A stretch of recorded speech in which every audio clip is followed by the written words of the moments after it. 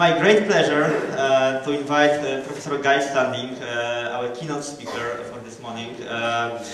I don't need to introduce Professor Standinga. He's economist, sociologist, great defender of the basic income and the proponent of the discussion, one of the key figures in the discussion on precarious work and Precariat.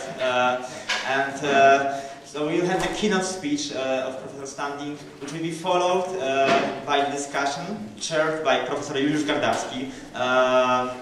The discussion will involve Professor Krystyna Niska, Professor Jane Hardy, and Maciej Szpindler. So at the beginning, Professor Standinga.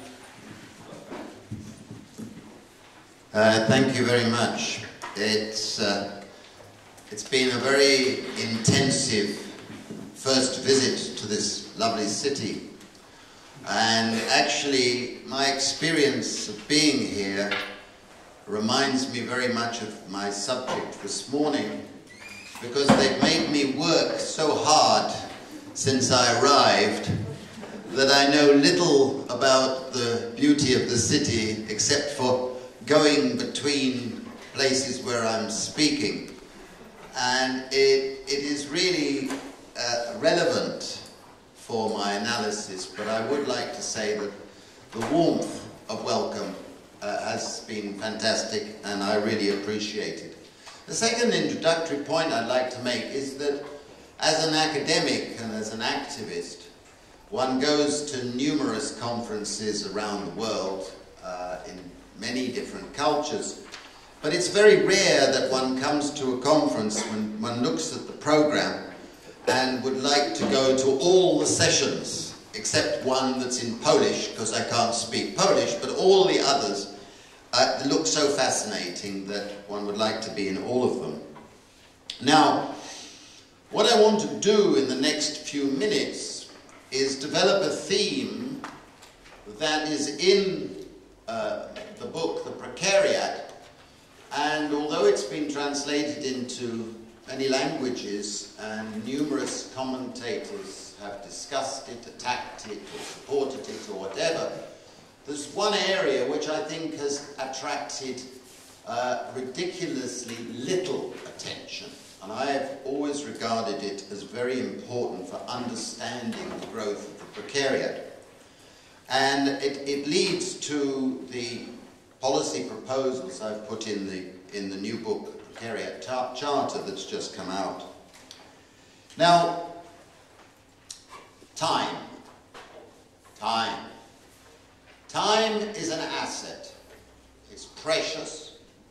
It's absolutely crucial for a good life. And yet, we have no politics of time.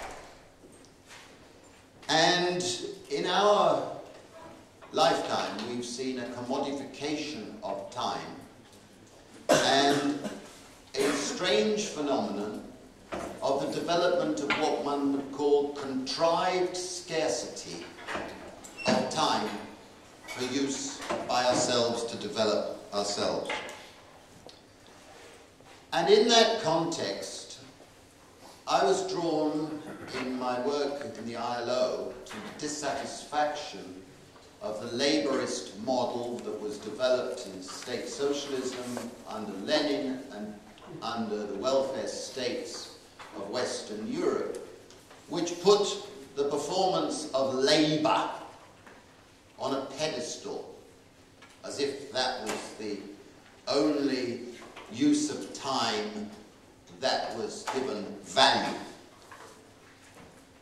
And I was dissatisfied with that because it is highly sexist, it is highly hierarchical, and it abuses our notion of humanistic vision of time. And if you go back to ancient Greece, they had a much more rich and civilized conceptualization of time than we have had in modern society. And I want to mention a few key concepts that were developed in ancient Greece that are relevant for our imagination of time.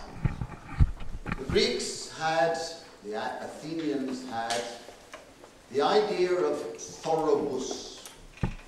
And thorobus was a concept to suggest that the noise of participating in life in the streets, in the squares, in the theatres, was part of our civilizing use of time and essential. And the other aspect, the concept that Aristotle developed was ergia, laziness. Laziness. For the ancient Greeks, laziness was essential, absolutely vital to be a civilized human being. And there had to be space for laziness. And the Greeks differentiated between labor, which was for modern terms for exchange value, and it was done by the metics, the banusai, the slaves, the non-citizens. And the rationale that the Greeks gave for not giving citizenship to those who performed labor is because they didn't have enough time to learn about civic involvement and learn how to be a political person. That was their rationale. One could accuse them of rationalization, but conceptually it's important.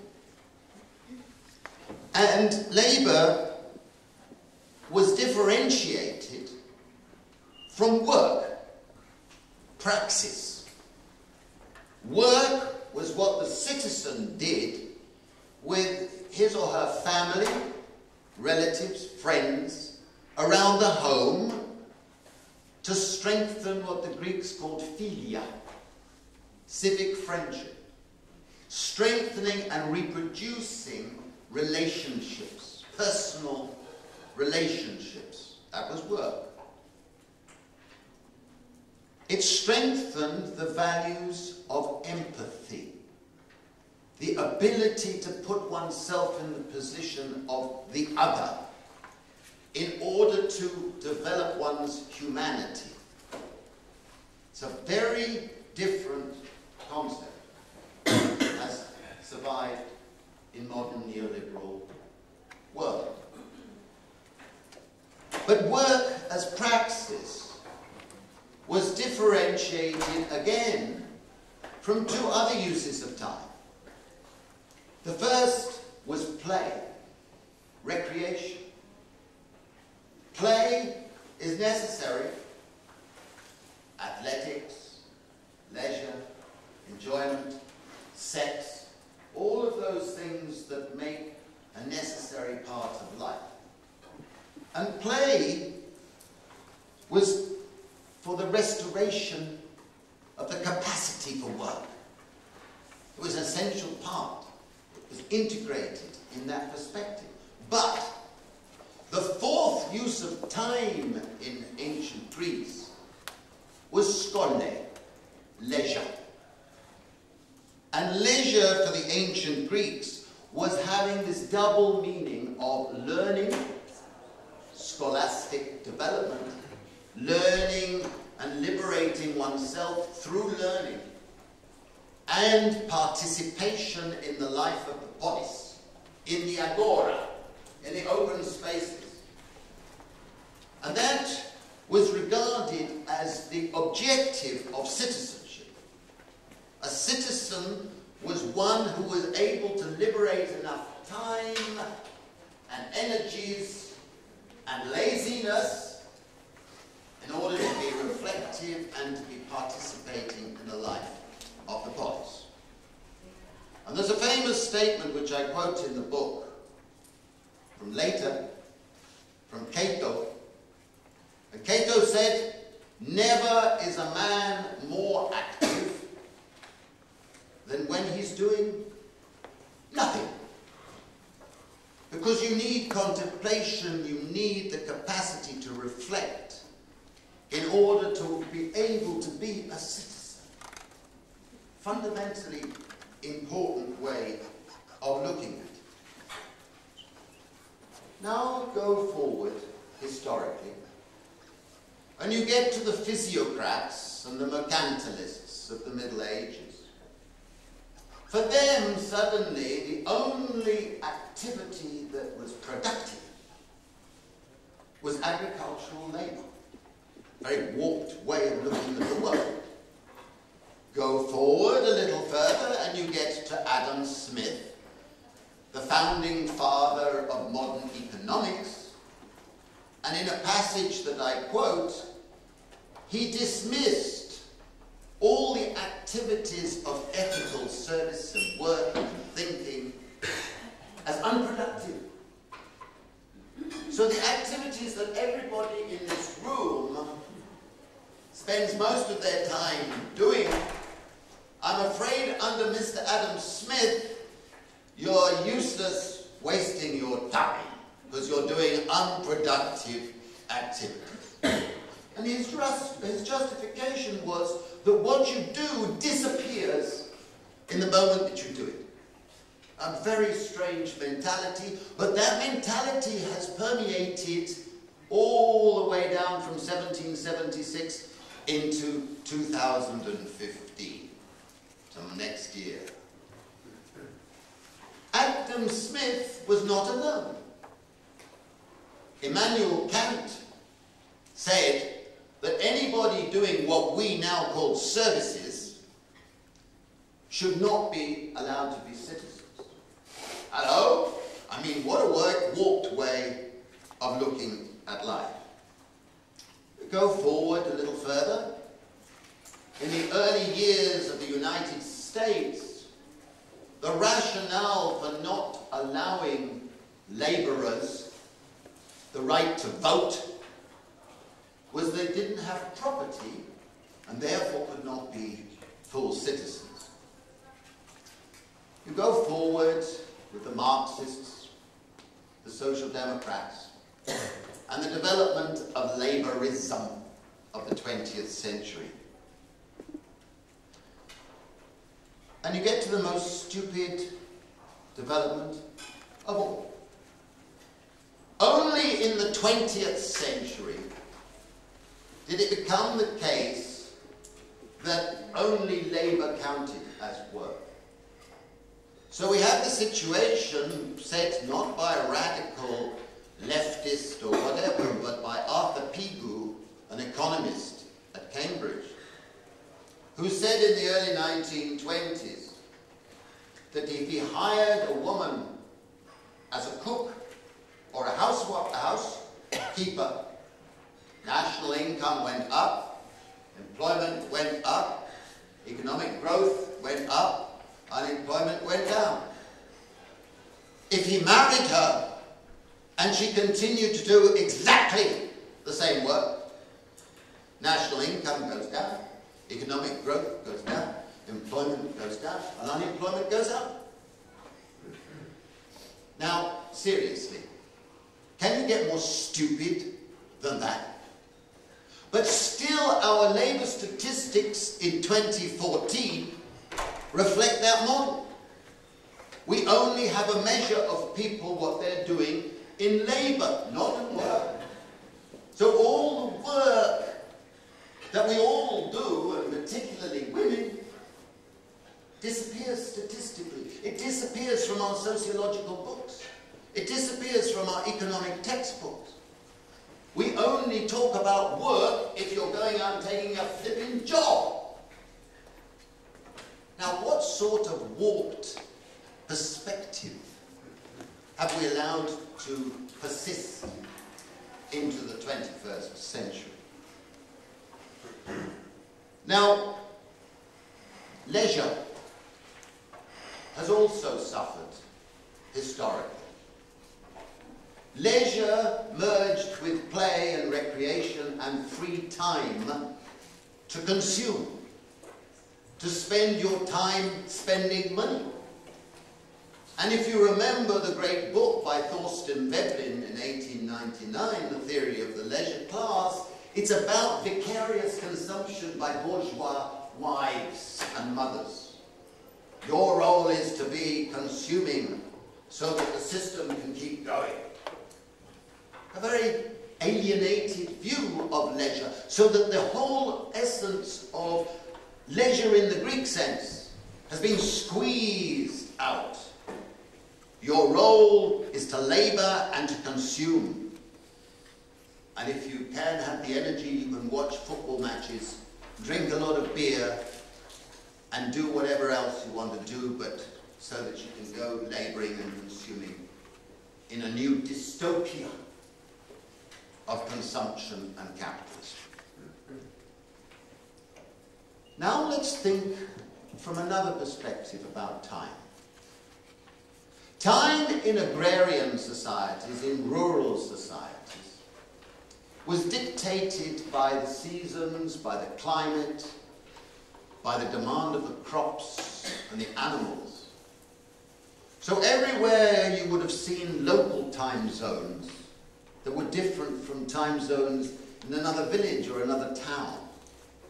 And people were not regimented by the clock or by daily hours fixed in advance. And you see in those societies a huge number of holy days, holidays. Huge number.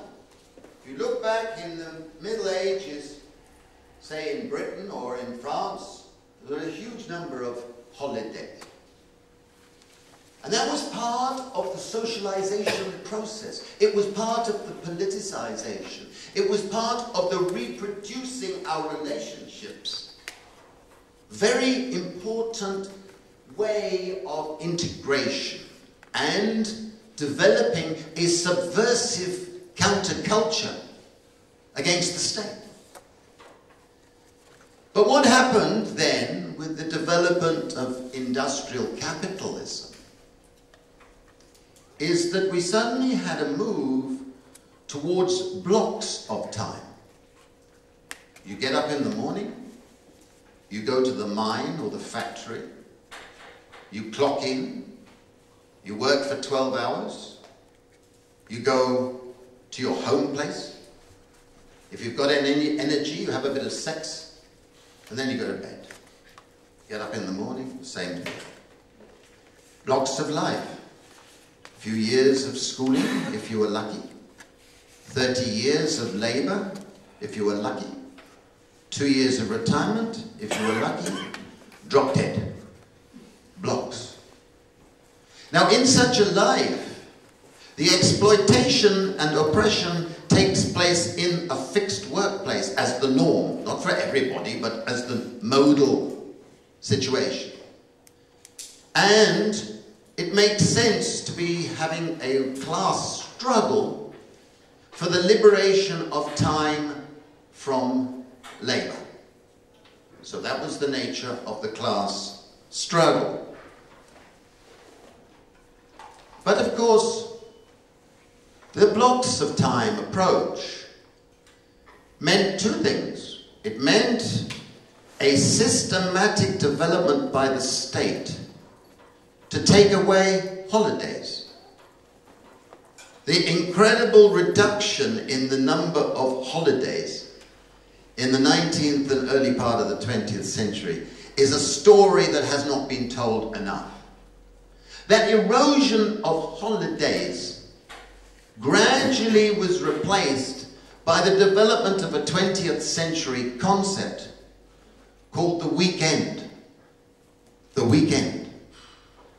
You remember, those of you who've seen the British television program Downton Abbey, and the Dowager has a wonderful line when she says, what, my dear, is the weekend? The weekend only became something in the 1930s, first starting with half-day labour on Saturdays after Sunday, and then the full 5-day, 40-hour week. But that was part of the regulations of labour. And it was part of a process that we call proletarianization.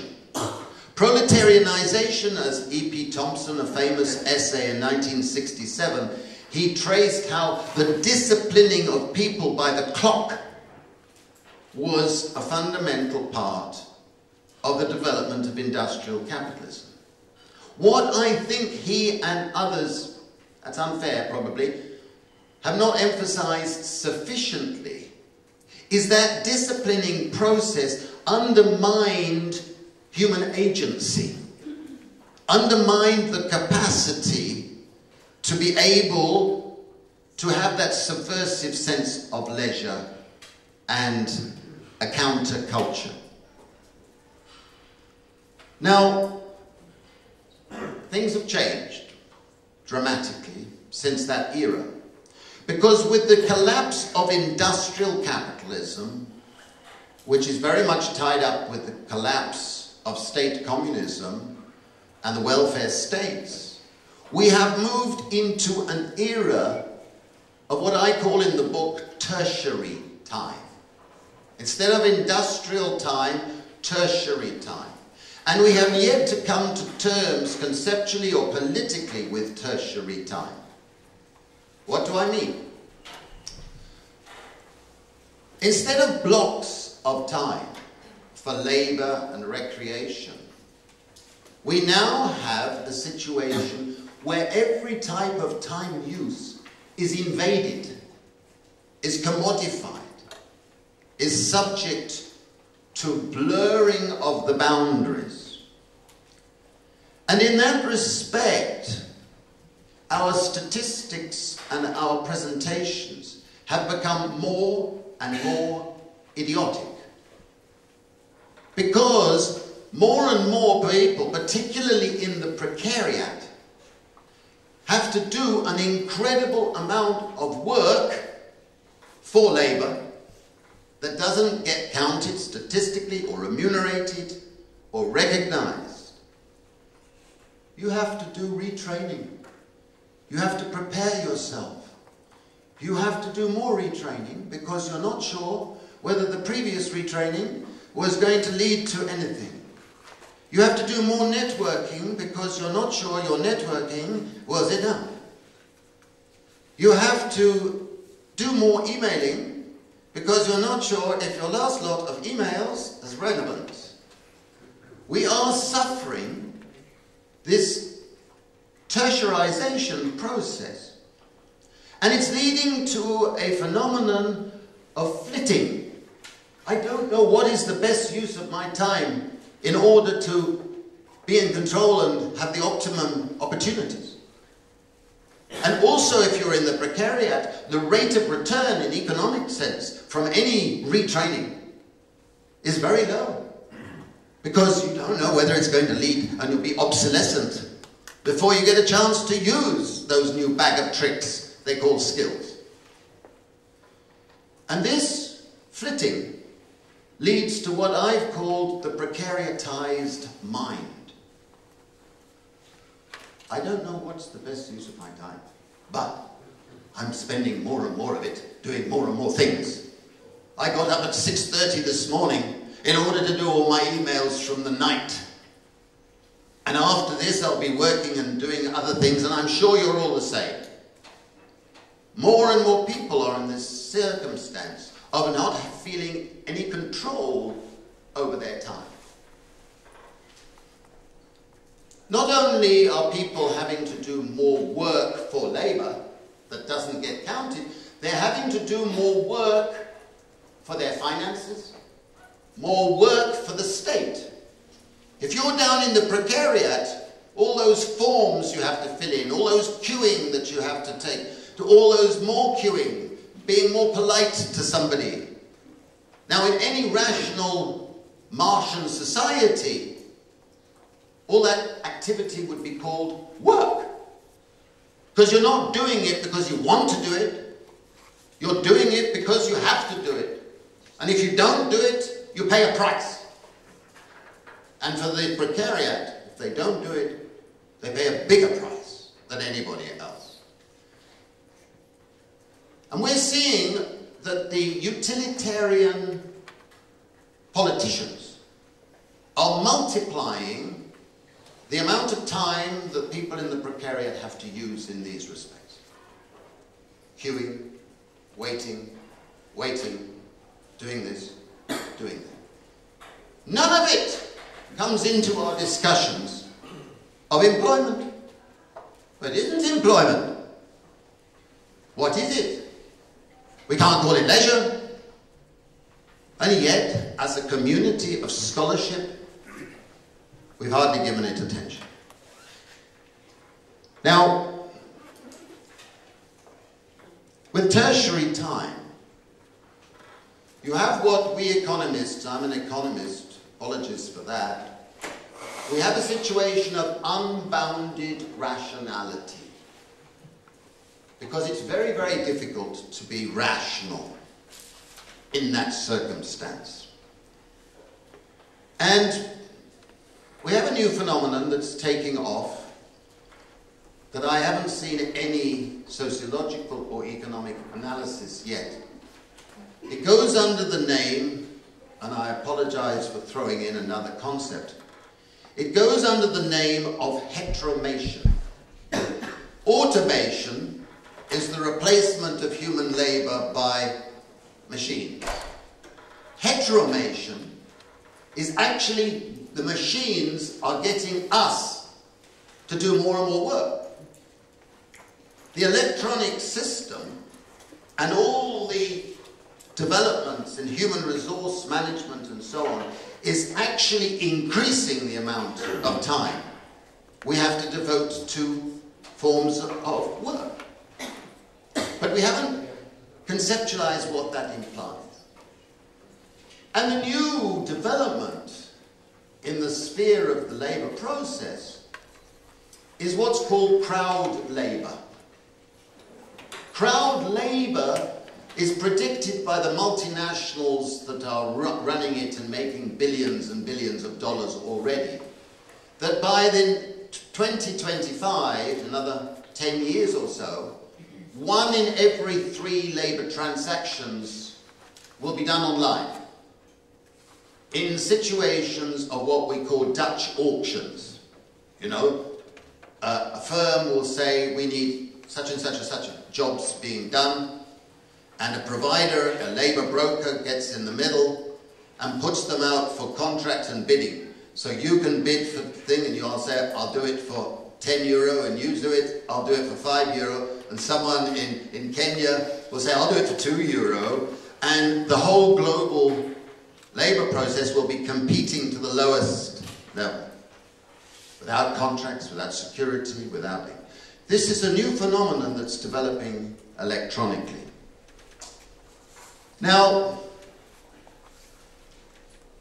in the process, we have a huge development about the inequality of time. The inequality. If you're up here in the salariat or in the elite, you have control of your time. You can buy people to allow you to have your time. If you're down in the precariat, you have no control of it. So the inequality of time control is actually huge and is a fundamental part of the growth of inequalities in our modern society. Now, what has happened the other side to leisure in this story? Well, systematically, leisure in the Greek sense has been squeezed. More and more people will say, look, I don't have enough time to follow the policies. But what are these politicians talking about? I haven't got the time. They don't have time to learn civics about their history, their culture, their political ideologies. It doesn't get you a job. So why waste my time? I've got too many other things to do. I can't go to the theatre. I cannot go to great art. I haven't got the time. That's squeezed. And obviously the consequence of that is you get people who don't understand democracy or listen to the commodified politicians who talk in sound bites and who look good on television, because I don't know anything about these things. That's the feeling. I don't have time. He sounds better than him, so I might as well vote for him. I was listening about a crazy Polish politician last night who absolutely is clearly certifiable. He should be in an institution. But he's just been elected a member of the European Parliament because he sounds nice. But if you think you've got a privilege in that respect in Poland, come to the United Kingdom, as we would tell you. We've got a certain Mr. Nigel Farage, who is clearly also in that category, but because he sounds a bit stupid and, you know, like a bloke, drinks a lot of beer, he's getting a lot of support, because people don't have enough time to really go into the issues. But it's happening everywhere. And this political erosion of time goes with the denigration by everybody in mainstream thinking and politics of the value of urgia, of laziness. In our modern society, laziness has been converted into a sin. It's a sin to be lazy. Well, let me tell you that it ain't a sin. It's necessary to be a human being and a civilized person. Now, to conclude, I think we really need a politics of time to combat both laborism and the insecurities of the precariat. In my new book, The Charter, I've got a program which I think addresses the problem. But the one thing I want to emphasize is that one of the reasons I propose a basic income as part of the new civilizing agenda to confront these problems, I've actually proposed that the only condition I would apply is that when you start getting entitled to your basic income, you sign a statement, a moral commitment, that you will vote in national elections and participate in at least one day a year that would become a deliberation day, where you go to political meetings and you participate and listen to the various points of view. As it happens, in 451 BC, Pericles in Athens did approximately like that. He paid people in order to encourage them to be using their time in the life of the polis. It was a beautiful moment. And I had the great privilege earlier this year to go to one of the great wonders of our European civilization. I went to Paestum.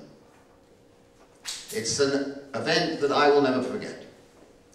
Paestum was an ancient Greek city in southern Italy that for hundreds of years was lost, covered in forest and so on. And in 1737, Goethe was one of the first to actually go there, and he felt the wonder of that city. If you ever get a chance, go there. Because in the center of Paestum, with these three wonderful Greek temples that still stand, there's a circle about the size of this room, with layers going down. It's called the Ecclesiastion. And whenever the people of Paestum wanted to develop a new policy, 500 people would go to the circle, and everybody had the chance to talk, listen, question, deliberate. it was a wonderful instrument of deliberative democracy. I'm not romanticizing too much because it was a sexist society, it was a slave society, but the concept of deliberative democracy runs contrary to all the commodification of politics that we're having today. But it requires Agia, Thoribus, all the great Greek values. For me, their way of looking at work and labor and leisure and play is something that we should resurrect in the 21st century. Thank you very much.